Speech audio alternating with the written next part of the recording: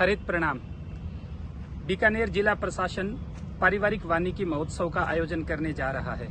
इस महोत्सव के तहत कल दिनांक 11 अक्टूबर को अंतर्राष्ट्रीय बालिका दिवस पर सहजन के पौधों का वितरण स्कूल स्टूडेंट्स जो बालिकाएं हैं उनको किया जाएगा और उसके बाद में 15 तारीख को अंतर्राष्ट्रीय ग्रामीण महिला दिवस के अवसर पर आंगनबाड़ी कार्यकर्ताओं के माध्यम से ग्रामीण महिलाओं को सहजन के पौधों का वितरण किया जाएगा। ये पारिवारिक वानिकी महोत्सव क्या है, सहजन ही क्यों, इसके क्या उपयोग है और हम कैसे उपयोग करें, इसके बारे में इस वीडियो में हम अगले 4 से 5 मिनट में चर्चा करेंगे। आपसे निवेदन है कि आप अंत तक इस पूरे वीडियो को देखें। पारिवारिक वानिकी का मतलब ये है कि हम ये समझें कि जब तक हमारे घर में हरित सदस्य नहीं है तब तक हमारा परिवार अधूरा है। तो जिस तरह से हम लोग होते हैं परिवार में इंसान फैमिली मेंबर, वैसे ही जो पेड़ है वो भी हमारे फैमिली मेंबर हैं। तो ये हम कॉन्सेप्ट रखें और हमारा जो पर्यावरण है उसमें हमारे परिवार का जो हिस्सा है वो योगदान दें। इसको समझने, इसके लिए प्रयास करने और पेड़ों को परिवार में हरित सदस्य के रूप में जोड़ने का नाम पारिवारिक वानिकी है। यानी पर्यावरण संरक्षण की जिम्मेदारी है उसको परिवार के स्तर पर समझना और उसके लिए प्रयास करना। अब ये जो पारिवारिक वानिकी महोत्सव आयोजित हो रहा है जिसमें हमारे जिला कलेक्टर महोदय श्रीमान भगवती प्रसाद जी कल डूंगरगढ़ में रूपा देवी गर्ल्स सीनियर सेकेंडरी स्कूल है वहाँ पे बालिकाओं को सहजन के पौधे वितरित कर इसका आगाज करेंगे। ये जो महोत्सव है इसमें सहजन के पौधे क्यों दिए जा रहे हैं, ये मेरे पीछे सहजन का पौधा है। विश्व स्वास्थ्य संगठन ये कहता है कि ये सुपर फूड है और अनेक वैज्ञानिक और जो भोजन विशेषज्ञ हैं वो भी ये कहते हैं कि ये धरती पे एकमात्र ऐसा पेड़ है जिसमें सबसे अधिक पोषक तत्व है और बड़ी आसानी से इसका प्रयोग किया जा सकता है।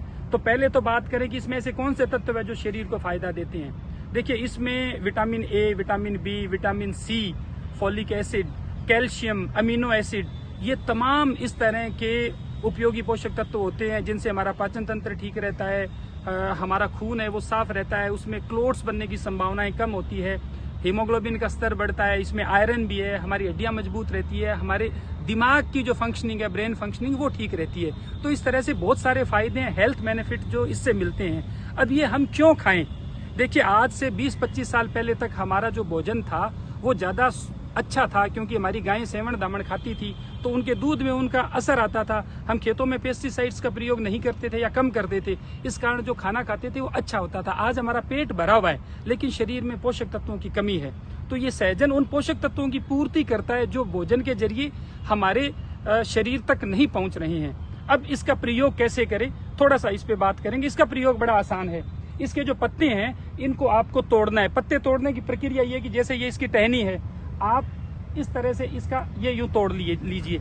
ऐसे एक बार में आपको 20% से ज्यादा पत्ते उतारने नहीं है। जब पौधा 2 से 3 महीने का हो जाए तब आप पत्ते उतारना शुरू कर सकते हैं। दिसंबर जनवरी में ये पत्ते गिरा देता है तो उस समय पत्ते नहीं होते, बाकी साल भर आप पत्ते उतार सकते हैं। इस तरह से ये पत्ते आप तोड़ लें और तोड़ करके और छांव में कमरे में एक कॉटन की चादर बिछा करके उस चादर के ऊपर इनको रख दें 3 दिन के लिए। इस तरह से 3 दिन बाद ये सूख जाएंगे, तब आपको कुछ नहीं करना है। इस डंडी को यूं पकड़े और इनको इस तरह से यूं कर लेना है। ये इसको तो आप पशु चारे में जो बांटा बनाते हैं उसमें डाल दें।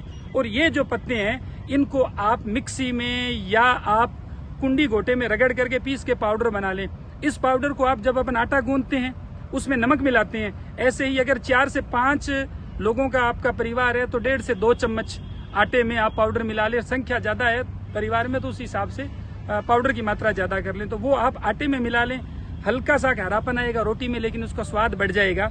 तो उस रूप में आप ले सकते हैं। सुबह 1 चम्मच आप तली ले सकते हैं नींबू के साथ में, हल्के गुनगुने पानी के साथ में। इसी तरह से छाछ दही में ले सकते हैं। आपने सब्जी बना ली, बनाने के बाद में ऊपर इसमें छिड़क सकते हैं उसको चूल्हे पर से उतारने से पहले। तो इस तरह से बड़ा आसान है इसके पाउडर को प्रयोग करना। इसका पाउडर आप देखिए कितना कीमती है। आप अगर पतंजलि स्टोर पे जाएंगे और पूछेंगे सहजन पाउडर तो 2 से 2,500 रुपए किलो में मिलेगा। ये इतना महंगा पाउडर है। बहुत सारे अफ्रीकी देशों में कुपोषण के खिलाफ लड़ाई के लिए सहजन के पाउडर का इस्तेमाल हो रहा है। बहुत सारे एलोपैथिक डॉक्टर्स हैं वो भी अब इसके कैप्सूल्स लिख रहे हैं। मोरिंगा बोलते हैं इसको, ड्रमस्टिक भी कहते हैं। तो ये एक तो पहला तरीका ये है। दूसरा तरीका ये जो इस तरह के पत्ते हैं आप इनको सीधा आलू में मिला करके जैसे अपन आलू और पालक की सब्जी बनाते हैं, ऐसे सब्जी बना सकते हैं। तीसरा, इनको आप दाल कड़ी में डाल सकते हैं। चौथा, कच्चा नारियल है उसके साथ में इसको पीस करके चटनी बना सकते हैं। इसके अलावा इसके जो फूल होते हैं, ये अभी इसके ऊपर फूल नजर नहीं आ रहे हैं, फलियां बन गई हैं। सफेद रंग का फूल होता है, उस फूल के आप परांठे बना सकते हैं, जैसे अपन आलू गोभी के परांठे बनाते हैं उस तरह से। इसके अलावा इसकी जो ये फलियां हैं, इनमें विटामिन सी बहुत ज्यादा मात्रा में होता है। तो अभी ये जो फली है ये थोड़ी मोटी हो गई, ये हमने इसलिए नहीं तोड़ी कि अब इनमें से बीज निकालेंगे हम। बाकी आप जैसे ये फली है, ये फली जो अपने रिफिल होती है पेन के अंदर, उस रिफिल की मोटाई की है, पेंसिल से थोड़ी पतली रिफिल की मोटाई की जो फली होती है, ये परफेक्ट फली है। इस फली को आप तोड़ें, इसको उबाल ले, जैसे अपन सांगरी और गवार की फली उबालते हैं वैसे, और उसके बाद में सब्जी बना लें तो बहुत इसकी गुणकारी सब्जी बनती है। और अब इसको हम इसकी देखभाल कैसे करें, उसमें क्या चुनौतियां ये और इसको लगाना कैसे, इन दो पे बस बहुत संक्षेप में बात करेंगे। इस पौधे को दीमक नहीं लगती है तो कोई दीमक की दवा की जरूरत नहीं है। दो चुनौतियां हैं, एक तो ये कि जुलाई अगस्त के महीने में एक मटमेले कलर की लट लगती है जो जाला बनाती है और इसके पत्ते उनको खा जाती है, सूख जाता है, ये मर जाता है। उसके लिए क्या करना है कि जुलाई अगस्त के महीने में जो थोड़ा फाके वाला पाउडर होता है घर में, उसको आप नीचे से खुदाई करके, क्योंकि उसके अंडे जड़ों के आसपास रहते हैं, खुदाई करके उसमें वो डाल दें। उसके बावजूद भी आपको लगे कि लट है, आप थोड़ा ऑब्जर्व करें, देखें, तो आप ये करें कि जो नीम के पत्ते होते हैं, आग के पत्ते होते हैं, धतूरे के पत्ते होते हैं, उनको उबाल करके और उसका जो पानी है उसमें थोड़ा दूसरा पानी मिला करके उस काढ़े में, और उसका आप स्प्रे कर दें। अगर आप इतनी मेहनत नहीं करना चाहते तो हल्की स्प्रे जो आपका क्लोरो है या इमिडा है, वो मात्र 1 ग्राम प्रति लीटर के हिसाब से पानी में मिला करके उसका हल्का फंवारा मार दें। और अगर आप सिंथेटिक स्प्रे यूज करते हैं तो 15 दिन तक पत्तों का प्रयोग आप न करें, इतने में उसका असर खत्म हो जाएगा। 2-4 बार धो दें तो इससे वो प्रॉब्लम खत्म हो जाएगी। जब भी आप इस पे कोई भी स्प्रे करें, ऑर्गेनिक या सिंथेटिक, उसके बाद में आप नीचे जो मिट्टी है उसको जरूर खोद करके उसमें थोड़ा फाके वाला पाउडर मिला दें, या उसमें आप ट्राइकोडर्मा मिला दें, या जो जीवामृत मिला दें, तो वो भी उसमें बैक्टीरिया होते हैं, वो भी खा जाते हैं, उन अंडों को डिसोल्व कर देते हैं, तो वो कम होती है या उनके चांस खत्म हो जाते हैं लट लगने के। दूसरा, अभी ये जो आपको पौधे दे रहे हैं, इनमें चूंकि आगे सर्दी का मौसम आ रहा है दिसंबर जनवरी में, तो आपको क्या करना है कि दिसंबर और जनवरी के महीने में अपने पौधे के 3 तरफ लकड़ी या कोई आप पुराना कोई सरिया रोप लें। पौधा है उससे थोड़ा सा आधा फीट ऊपर हाइट का रोप करके उनके ऊपर बोरी या कट्टा डाल दें, शाम के समय, सुबह उसको हटा दें। तो ये हमें करना है ताकि ये सर्दी की इसको मार नहीं लगे। वैसे घर में सर्दी कम लगती है, इनको घर की बाउंड्री में लगाना है। 3-4 दिन बाद में इसको पानी देते रहें। खाद इसको देने की जरूरत नहीं, फिर भी आपको लगता है कि बिल्कुल बालू मिट्टी है, खाद देना चाहते हैं, तो एक गोबर की लिक्विड खाद बनती है। मेरे इसी पेज के ऊपर गोबर की लिक्विड खाद कैसे बनाएं आप सर्च करोगे, वीडियो सेक्शन में वीडियो पड़ा है, वो देख करके आप वो गोबर की लिक्विड खाद बनाएं तो ये 4 गुना रफ्तार से बढ़ेगा। इसकी एक और खास बात यह कि बहुत तेजी से बढ़ता है। 1 साल में अगर इसको ठीक पानी मिले तो 20 से 25 फीट चला जाता है। तो आप क्या करेंगे, ये जब 10-1 फीट का हो जाए तो ऊपर का जो टॉप हिस्सा है, उस टॉप हिस्से को बस इतना 4 इंच ऊपर से छोड़ के काट दें। उससे क्या होगा कि ये फैलना शुरू कर देगा, जैसे हमने काटा उसके बाद ये पूरा फैल गया है। अब इसको लगाना कैसे है हम वो देख रहे हैं, इसी के साथ में हमारी बात है वो खत्म होगी। तो आइए आप इस तरफ,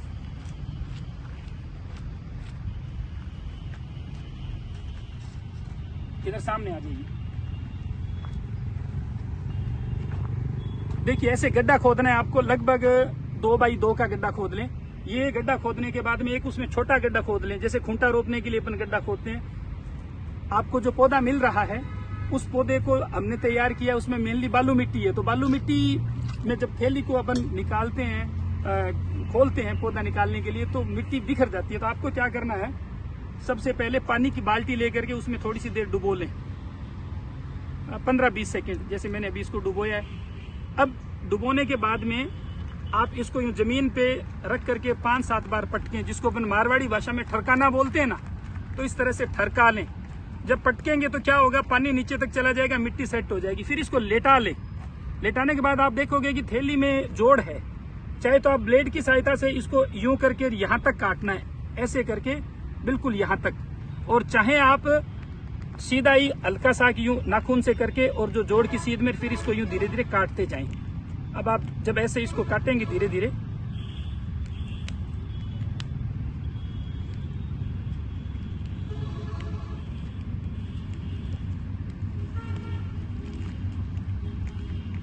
काट करके और इसको पूरा एकदम से इसको बिछा लेना है। काटते वक्त ये ध्यान रखें कि झटका नहीं लगे, वरना मिट्टी टूट जाती है। जैसे अभी ये थोड़ी सी मिट्टी में क्रैक आ गया, तो ये झटका नहीं लगे। अब इसको बिछा लिया। अब आपको क्या करना है, यूं उठाओगे तो मिट्टी बिखर जाएगी। एक हाथ आपको यहाँ रखना है, थोड़ा बहुत अगर क्रैक आ जाए तो इसको सेट कर लें। अब गीली होने के कारण बिखरी नहीं, अगर सूखी होती तो बिखर जाती। एक हाथ यहाँ रखना है, दूसरा हाथ यहाँ थैली सहित ऐसे ले लें और इसको आप थैली को हटा दें ऐसे। तो इस तरह से सुरक्षित आपके हाथ में पौधा आ गया। फिर आपको इसको अंदर यूं रख देना है, रख करके और ये चारों तरफ इसमें मिट्टी दे दें।